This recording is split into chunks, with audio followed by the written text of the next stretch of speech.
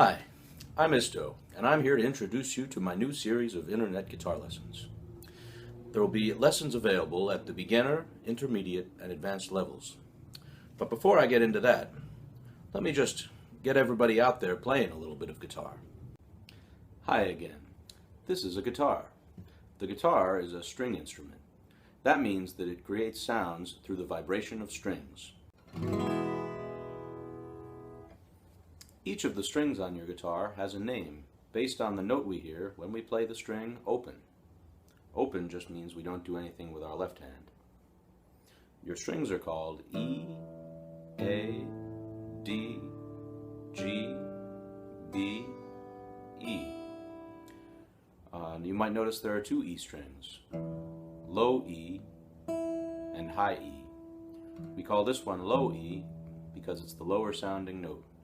And we call this one high E because it's the higher sounding note. Sometimes people will also refer to these strings by number. They are as follows: 6, 5, 4, 3, 2, 1. With your sixth string being closest to your head and the first string being closest to the ground. So before I tell you too much, let me just show you how to hold a guitar. You're going to want to take that part of the guitar there and rest it on one of your legs. Some people put it on their right leg. Other people like to put it on their left leg. Either one's fine. Whatever one feels more comfortable to you, you should do. You want to make sure your feet are flat on the floor. Some people like to put a little footrest under their foot to elevate their leg a little bit, make the guitar feel more secure. But you want to be able to hold your guitar like this comfortably, so you're not relying on your hands at all. Your arm should be holding the guitar back here and supporting it by itself. And the neck is probably going to come out to about there. It might be different depending on the guitar and the shape of your body. It might be out to there. It could be a few different places, but most importantly, you want to be able to comfortably hold your guitar like this. You should be able to strum without having to use your hands to hold on to anything. So if you're starting to feel comfortable there, then we can get started with this next thing. We tune our guitar by adjusting these knobs over here. As we tighten the string, the sound goes up. As we loosen it, the sound goes down.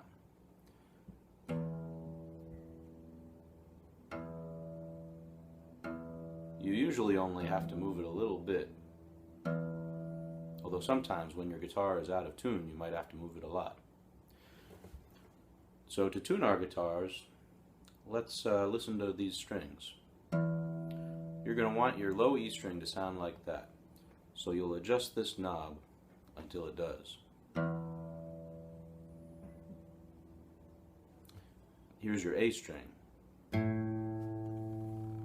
You'll adjust this knob here. Your D string.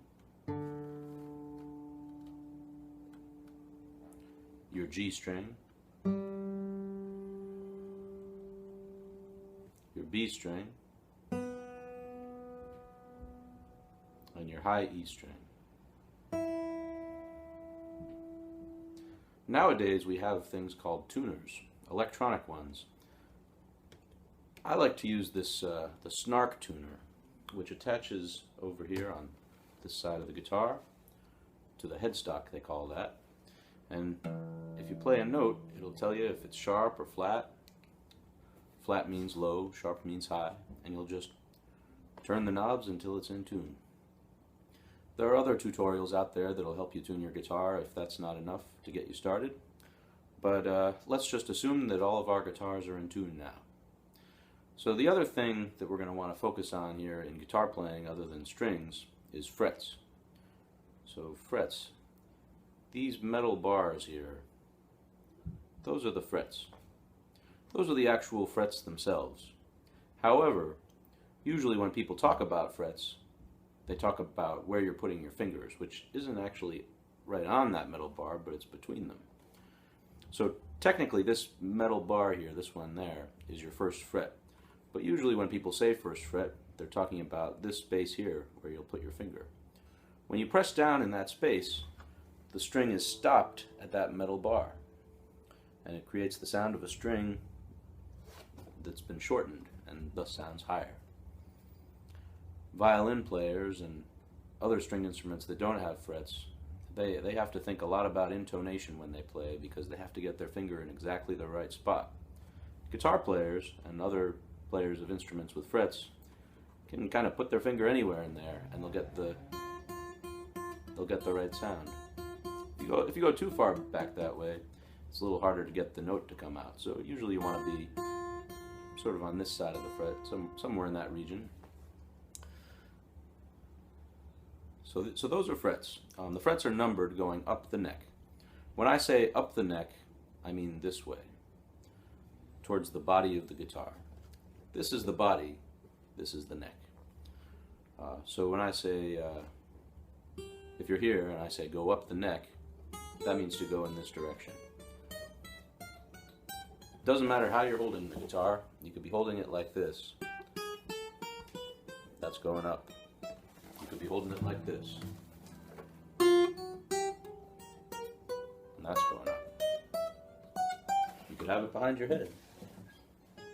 And that's going up the neck. So as long as the notes are getting higher, you're going up the neck. Alright.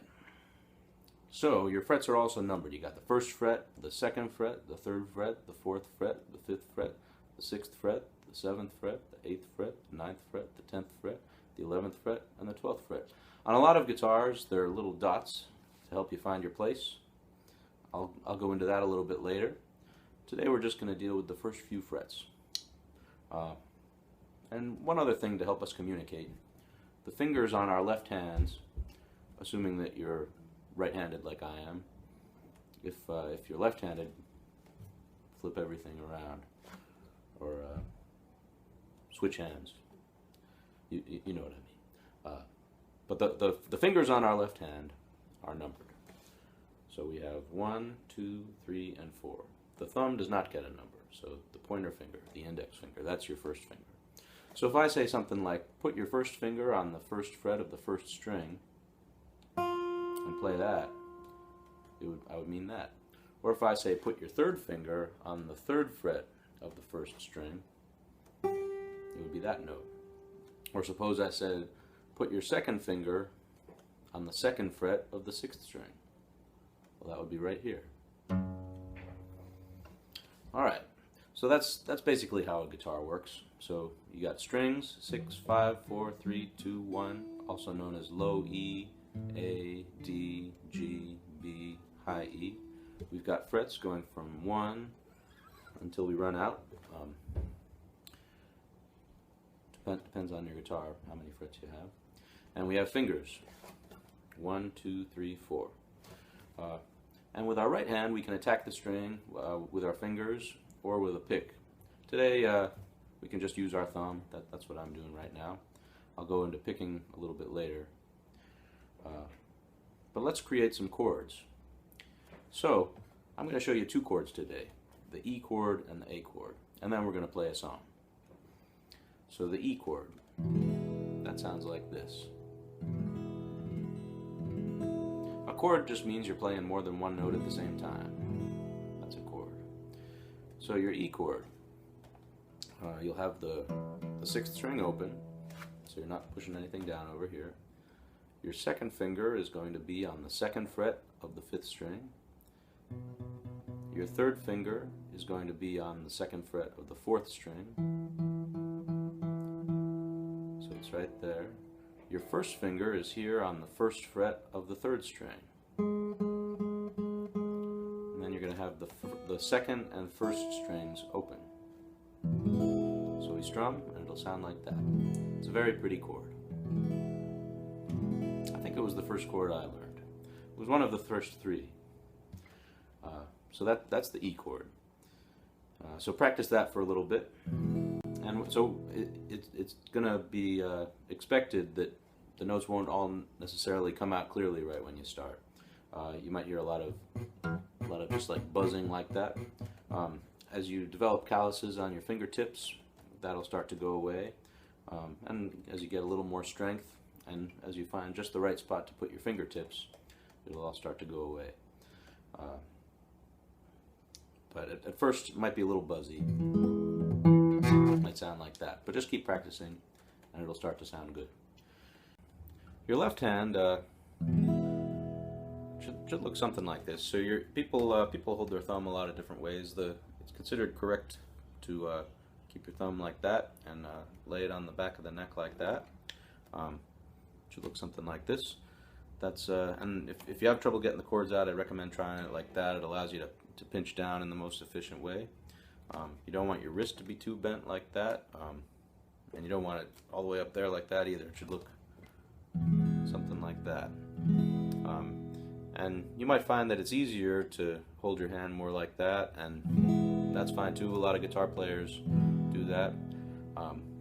But if you're having trouble with anything, going into this more proper position will often help you with things that you're having trouble with. As you strum, you should make sure to strum small movements like that. If you're using a pick, you should strum mostly from the wrist like that, or if you're using your thumb, it can look something like that. You want to avoid doing this. Whatever you're strumming with, your thumb or your pick, should just cover about that much space. So, one thing that you should do to practice this chord, once you have it down, is to just strum it, lift it up, and put it down again. And as you lift it up, you should try to keep that formation in your fingertips. Your fingertips at first are going to want to do all kinds of crazy things like that. But you should try to keep them as close to the E chord as you can. But just practice that. I think it's good to just spend 5 minutes a day just going E, and then lift it up, and then put it down again, play E. And before you know it, it'll sound good, and your fingers will remember it. So I'm going to show you one other chord today, the A chord.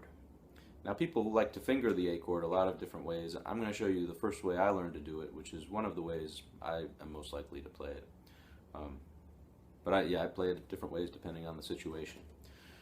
So for the A chord, I'm going to show you how to play it with your second, third, and fourth fingers. A lot of people like to use these fingers. That's okay if you like that more, do that, but I'm going to show you with these fingers. So well, first of all, you're not going to play the 6th string. No 6th string in this A chord as we're going to learn it. You're going to play the 5th string open, and you're going to play the 2nd fret of the 4th string with your 2nd finger, and you're going to play the 2nd fret of the 3rd string with your 3rd finger, and you're going to play the 2nd fret of the 2nd string with your 4th finger, and you're going to have that 1st string open. You're not going to be pressing anything down there. So we'll strum starting from the 5th string. The A chord. Now that one sounds nice too. Two of my favorite chords, the E chord and the A chord. So practice that the same way. You'll strum it, lift it up, and put it down again. If you want to try to get something musical out of these chords when you're practicing them like that, you can strum them and then strum the strings open and then put them down again. That sort of sounds like something. It might be less boring to you than just playing the chord, but the important thing is to just keep putting your fingers down, and your fingertips will hurt at first, but as long as you practice, your fingertips will get calluses, and it'll get nice and tough, and all this will get a lot easier. So the A chord and the E chord. So before we do anything here, pause your screens at home and just practice those chords a little bit by themselves, and I'll wait for you while you pause. And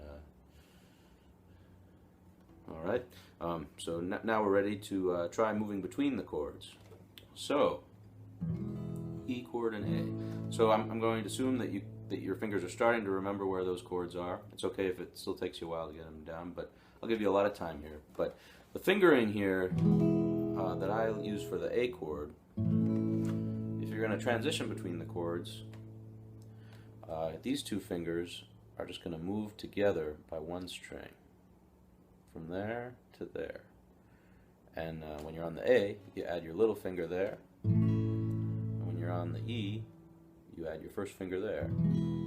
But as you're moving, you should just do your best to keep those two together, and try to move everything as little as possible. That's something you want to think about when you're practicing anything on the guitar or on any instrument.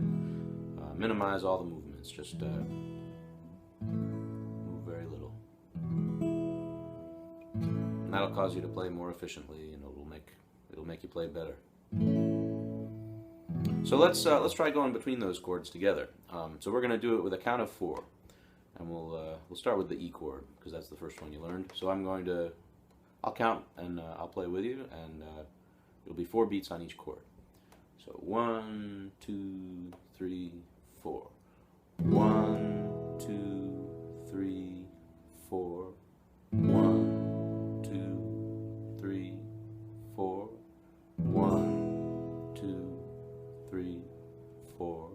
1, 2, 3, 4. 1, 2, 3, 4. 1, 2, 3. One more time.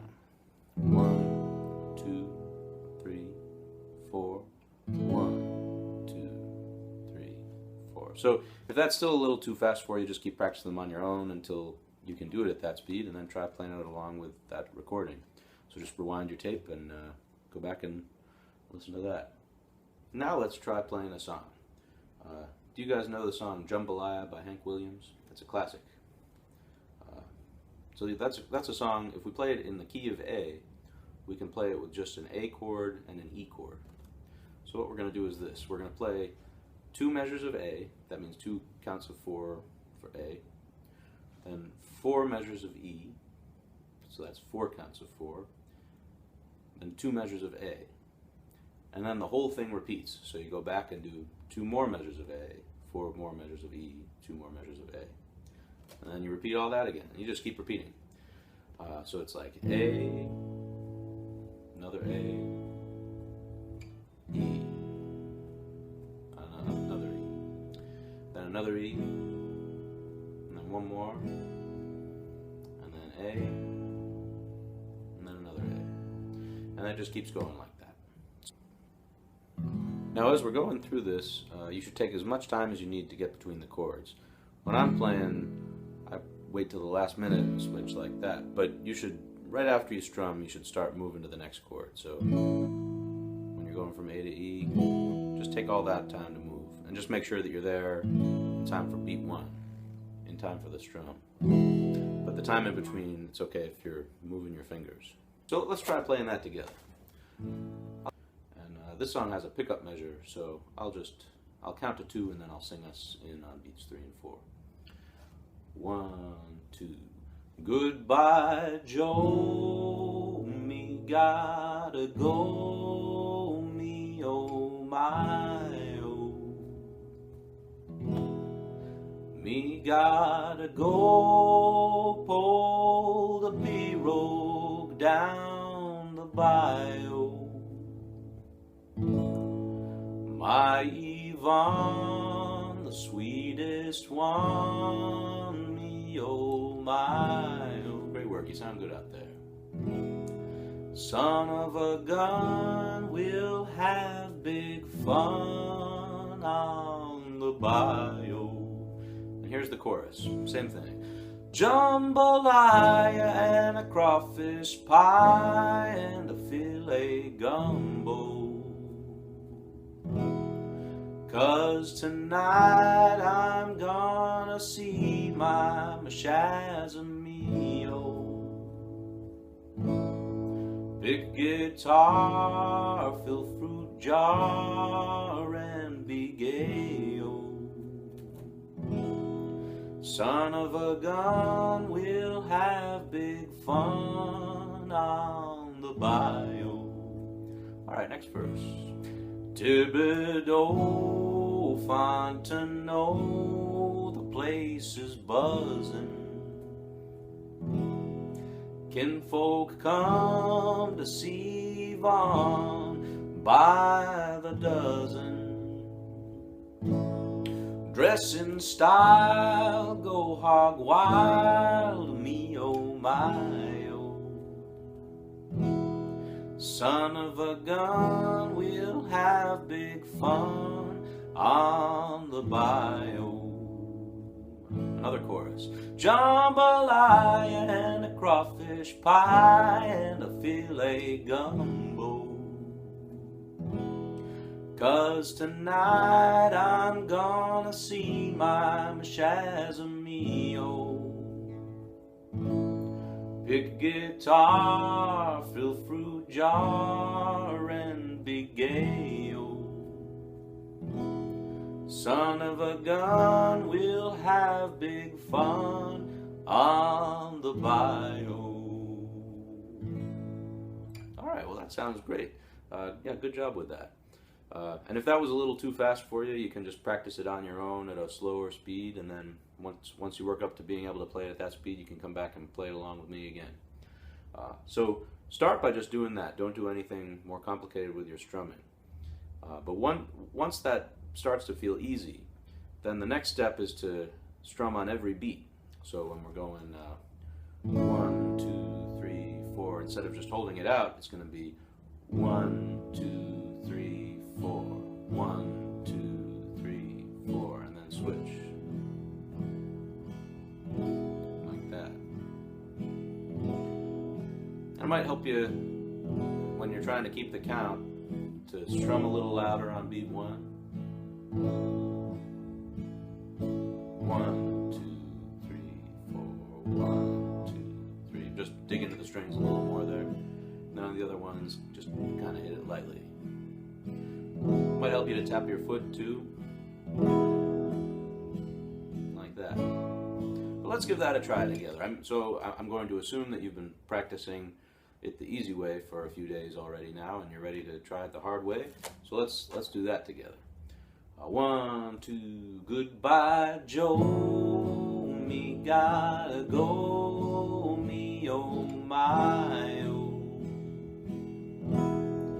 Me gotta go, pull the pirogue down the bayou.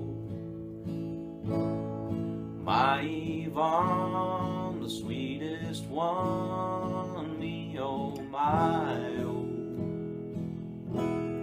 Son of a gun, we'll have big fun on the bayou.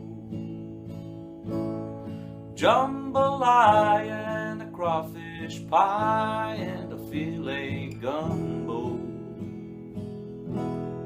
'Cause tonight I'm gonna see my Shazamio. Pick a guitar, fill fruit jar, and be gay-o. Son of a gun, we'll have big fun on the bayou. Alright, keep doing that. Thibodeau, Fontenot, the place is buzzing. Kinfolk come to see Yvonne by the dozen. Dress in style, go hog wild, me oh my oh. Son of a gun, we'll have big fun on the bayou. Jambalaya and a crawfish pie and a filet gumbo. 'Cause tonight I'm gonna see my Shazamio. Dress in style, go hog wild, me oh my oh. Son of a gun, we'll have big fun on the bayou.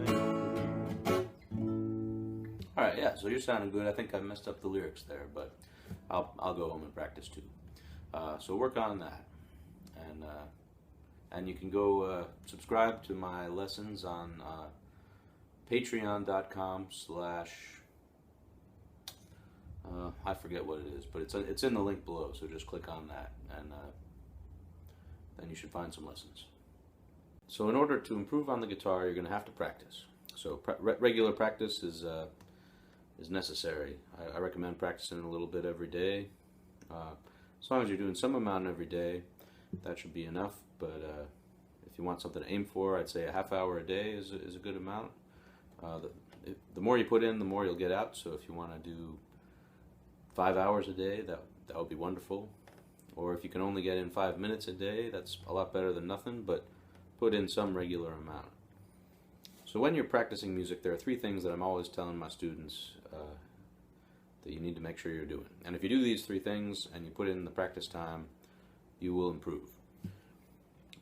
So these things are slow down, relax, and listen. Whenever you're practicing anything, really, you want to slow down. Slow down and make sure you're playing things the right way and doing everything right. Sometimes I'll have beginner students who try to play things that they can't play at all really fast, and they don't get anywhere. You have to slow it down and take things really slow.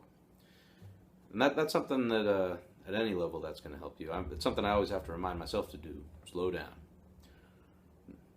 I often find myself even at this point trying to play faster than I can. So I always say, "Chris, slow down," and that helps. So the second thing, relax. Whenever you're practicing, you want to make sure that you're relaxed. I've had a lot of students who they start playing the guitar and they look like this, and they're like their whole body like clenches up and gets all like that. And, you don't improve if you're playing like that. You want to think about your whole body. Think about keeping it relaxed, and I mean you're going to have to use some muscle to do all this, but you want to do it in a way that doesn't make your whole body not be relaxed. If you watch the best musicians in the world, they look relaxed. Even if they don't seem like they're relaxed, look at them closely. Look at their hands. Even if they're doing like I don't know, windmills on the stage, jumping up and down, running around on the stage, if you look at their fingers and their hands, they're relaxed. The part of their body that's making the music, it's relaxed. Like this is relaxed. This is not relaxed. And I'm sure you can find some exceptions to prove me wrong, but in general, you want to stay relaxed. And listen. Listen. You always got to listen when you're playing music. Listen to everything. Listen to all the sounds you're making. Listen to what sounds right about what you're doing, what sounds wrong. Think about what you could be doing to make it sound better. Listen to other people doing the same thing, and listen to what's happening with them. If you're playing music with other people, listen to what the other people are doing. Listen, just listen. I studied music at a college that really emphasized the work of John Cage, the experimental composer, and I think the most important thing I learned in college was just to listen, to always keep my ears open, always be listening. And I think I listen in a deeper way to everything all the time than I did before going to school. So I would advise you in general just to always keep your ears open, always be listening, and there's beauty in the world everywhere, all the time, and just try to experience that as much as you can.